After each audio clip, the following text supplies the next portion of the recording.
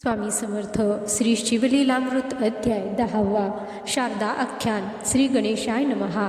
यापूर्वीच्या 9व्या अध्यायात शबराचा व सिंहकेतू राजाचा उद्धार कसा झाला, वामदेवाने शिवभस्माचे महात्म्य सांगून एका ब्रह्मराक्षसाचा उद्धार कसा केला, या कथा सुतांनी शौनकादींना सांगितल्या। आम्हाला शिवमहात्म्याविषयी आणखी काही सांगा, असे ऋषी म्हणाले असता सूत म्हणाले, ऐका। पूर्वी अनर्थ देशात देवव्रत नावाचा एक विद्वान ब्राह्मण होता। त्याने सांग वेदाध्ययन केले होते। त्याला शारदा नावाची एक मुलगी होती। ती मोठी गुणवती रूपमती होती। तिचे रूप लावण्य पाहून सगळे लोक आश्चर्यचकित होत असत। ती 12 वर्षाची झाली तेव्हा तिच्या वडिलांनी पद्मनाभ नावाच्या ब्राह्मण तरुणाशी लग्न लावून दिले। तो पद्मनाभही वेदशास्त्र संपन्न होता। त्याची विद्वत्ता पाहून राजे लोक माना डोलावत असत। लग्नानंतर काही दिवस पद्मनाभ सासरच्याच घरी राहिला। एके दिवशी संध्याकाळी संध्यावंदनासाठी नदीवर गेला। संध्यावंदन करून परत येत असताना अंधारात त्याला एक विषारी साप चावला व तो तिथल्या तिथे मरून पडला। ही बातमी समजताच शारदा तिच्या आईवडिलांसह तिथे आली।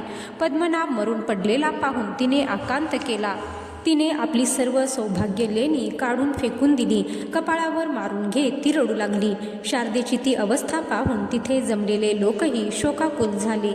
मग तिच्या पतीचे दहन करून आई वडील शारदेला घेऊन घरी परत आले। असेच काही दिवस गेले। एकदा शारदेचे आई वडील भाऊ सर्वजण काही कामासाठी बाहेर गेले होते। घरात शारदा एकटीच होती। त्यावेळी एक अद्भुत घटना घडली। नैध्रुव नावाचे एक अंध ऋषी आपल्या शिष्यांचा हात धरून शारदेच्या घरी आले। शारदेने त्यांना आसनावर बसवून त्यांची पूजा केली। त्यावेळी नैध्रुव ऋषी शारदेला आशीर्वाद देत म्हणाले, सौभाग्यवती भव, पुत्रवती भव। त्यावर शारदा सखेद हसून म्हणाली, मुनिवर्य, हा कसला आशीर्वाद मला दिलात? तुमचा आशीर्वाद मुळीच खरा होणार नाही, असे म्हणत तिने सगळी हकीकत सांगितली। तेव्हा नैध्रुव म्हणाले, माझा आशीर्वाद कालतरी खोटा ठरणार नाही। माझ्या मुखातून बाहेर पडलेले शब्द कधीही मागे येत नाहीत। माझी तपश्चर्या मोठी आहे। माझ्या शब्दांना दिव्य सामर्थ्य आहे। अशक्य ते शक्य होईल। शारदेच्या घरची माणसे परत आली। त्यांना सगळा वृत्तांत समजताच हे अघटित कसे काय घडले, अशी शंका शारदेच्या वडिलांनी विचारली। नैध्रुव ऋषी म्हणाले, ऋषीचा आशीर्वाद अमोघ असतो। ते एक क्षणात रंकाचा राजा करतात।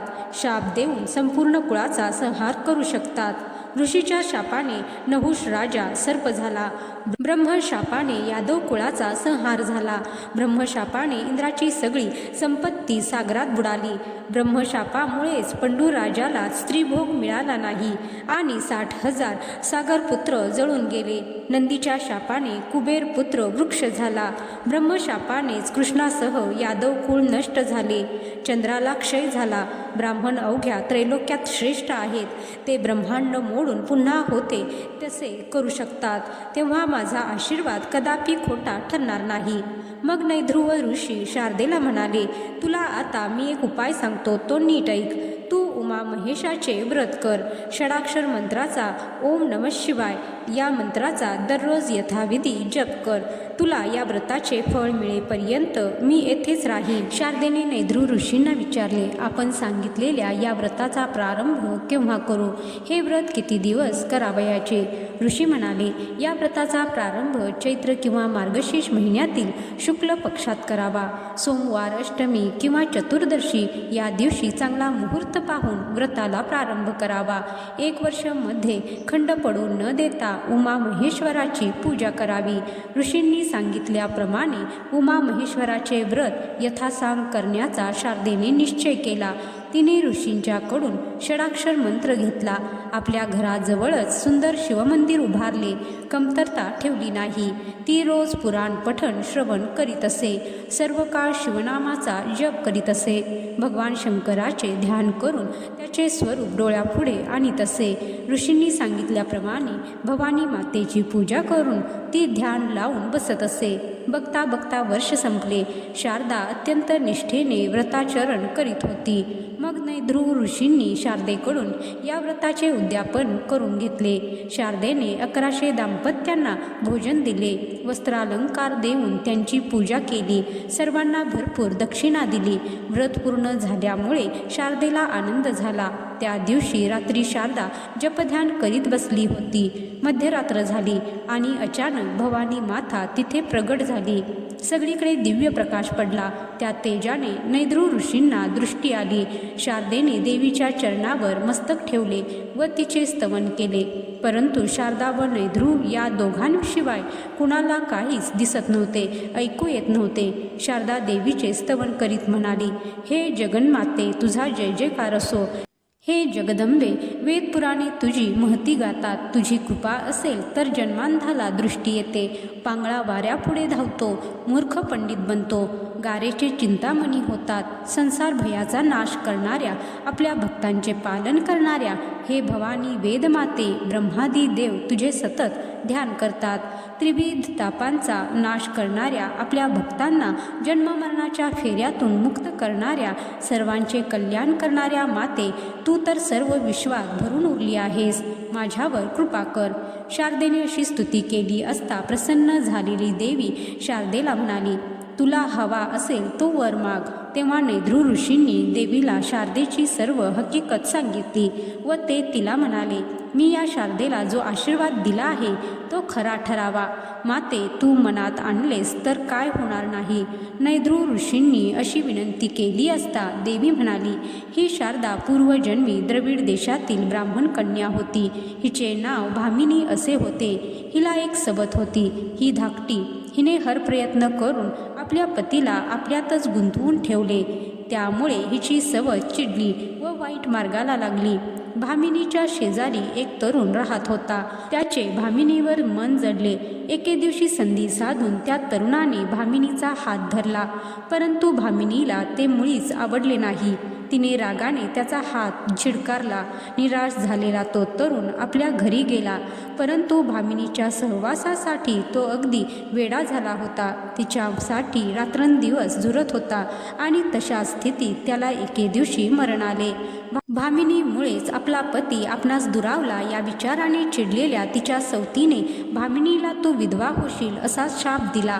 काही दिवसांनी ती सबत मरण पावली. एक दिवस भामिनीलाही मृत्यू आला. तीच ही शारदा. पूर्वीचा तो तरुण म्हणजे या जन्मातला पद्मनाभ. त्याने या शारदेशी लग्न करून गतजन्मातील अपमानाचा सूड घेतला. या शारदेचा गतजन्मातील पती द्रविड देशात आजही आहे. तो द्रविड देश येथून खूप दूर आहे. तो शारदेला स्वप्नात येऊन भोग देईल व त्यापासून हिला गर्भधारणा होईल. काही दिवसांनी या शारदेला एक सुंदर गुणवान मुलगा होईल. मोठा झाल्यावर तो शारदानंदन नावाने प्रसिद्ध होईल असे सांगून देवी गुप्त झाली. त्या दिवसापासून शारदा स्वप्न पाहू लागली व यातूनच ती गर्भवती झाली. विधवा शारदा गर्भवती झाली हे समजताच सर्व लोक तिची निंदा करू लागले. नात्यागोत्यातील लोकही वाटेल ते बोलू लागले. ही सगळी देवीची कृपा आहे असे शारदा सांगू लागली. तेव्हा लोक कुचेष्टेने हसून म्हणाले, या बयेने जार कर्म केले आहे आणि देवीची कृपा म्हणून सांगते. देवी हिला कधी भेटली? आता या बयेचे कान नाक कापा, गाढवावरून हिची धिंड काढा व गावाबाहेर घालवून द्या. याच वेळी आकाशवाणी झाली, शारदा निष्पाप आहे, तिला कोणीही दोष लावू नका. माझ्याच कृपेने ही गर्भवती झाली आहे. परंतु आकाशवाणीवर कोणीही विश्वास दाखवेना. त्याच वेळी तिथे एक वृद्ध होता. तो म्हणाला, अरे ईश्वरी माया अगम्य आहे. आकाशाला आधार कोणाचा? आकाशात संचार करणाऱ्या चंद्र सूर्यांना कोण आधार देतो? परमेश्वर सर्वत्र भरलेला आहे. त्याच्याच सत्तेने सगळे जग चाललेले आहे. ऋष्यशृंगाचा जन्म हरिणीपासून कसा झाला? रोहिणीच्या पोटी बलराम जन्मास कसा आला? सांबाचे पोटी मुसळ कसे झाले? देवीची करणी अगाध आहे हे लक्षात घ्या. पण त्या वृद्धाच्या बोलण्यावर कोणीही विश्वास ठेविना. तेव्हा पुन्हा आकाशवाणी झाली, शारदेचा गर्भ सत्य आहे. कुणी तो पापाचा आहे असे म्हटले तर त्याची जीभ झडेल, त्याच्या तोंडात किडे पडतील. हे सर्व खोटे आहे असे एक दुष्ट म्हणाला आणि त्याच क्षणी त्याची जीभ तुटली, त्यातून असंख्य किडे पडू लागले. हा चमत्कार पाहून लोक घाबरले. त्यांनी शारदेची क्षमा मागितली. काही दिवसांनी शारदेला एक सुलक्षण सुंदर मुलगा झाला. त्याचे नाव शारदानंदन. योग्य वेळी त्याची मुंज झाली. त्याने सर्व वेदशास्त्रांचा सखोल अभ्यास केला. तो भगवान शंकराची मनोभावे आराधना करीत असे. काही दिवसांनी शारदा आपल्या पुत्राला घेऊन गोकर्ण यात्रेला गेली. तिथे द्रविड देशाचा तो ब्राह्मण, शारदेच्या गतजन्मातील तिचा पती, तोही तिथे आला होता. दोघांची भेट झाली, ओळख पटली. दोघांनाही अतिशय वाईट वाटले. शारदेने आपल्या व्रताचे पुण्य आपल्या पतीला दिले व पुत्र त्याच्या पायावर घातला. मग शारदा आपल्या पतीबरोबर द्रविड देशाला गेली. शारदानंदन महापंडित म्हणून पृथ्वीवर प्रसिद्ध झाला. तो आपल्या आईवडिलांची उमा महेश्वर समजून नित्य पूजा करीत असे. अहो, जो आपल्या आईवडिलांची सेवा करीत नाही त्याचे ज्ञान, विद्या, तप सगळे व्यर्थ होय. जो आपल्या आईवडिलांची विचारपूस करीत नाही, त्यांचा पदोपदी अपमान करतो, त्यांना अन्नपाणी देत नाही, तो कितीही विद्वान ज्ञानी असला तरी अपवित्र समजावा. त्याचे तोंडही पाहू नये, त्याला स्पर्शही करू नये. अशा माणसाला शेवटी अनंत यमयातना भोगाव्या लागतात. काही दिवसांनी शारदेचा पती मरण पावला. तो शिवपदाला गेला. शारदा सती गेली. तीही आपल्या पतीसह शिवपदाला गेली. हा शिवलीलामृत ग्रंथ म्हणजे दिव्य रसायन आहे. त्याचे सेवन केले असता मनुष्य भवरोगातून मुक्त होऊन शिवस्वरूप होतो.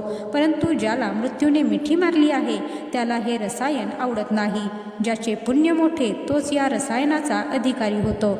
म्हणून सर्वांनी सदैव शिवलीलामृताचे सेवन करावे. स्कंद पुराणाच्या ब्रह्मोत्तर खंडातील शिवलीलामृताचा 10वा अध्याय समाप्त. श्री सांब सदा शिवार्पणमस्तु. शुभम भवतु. ओम नमः शिवाय. हर हर महादेव.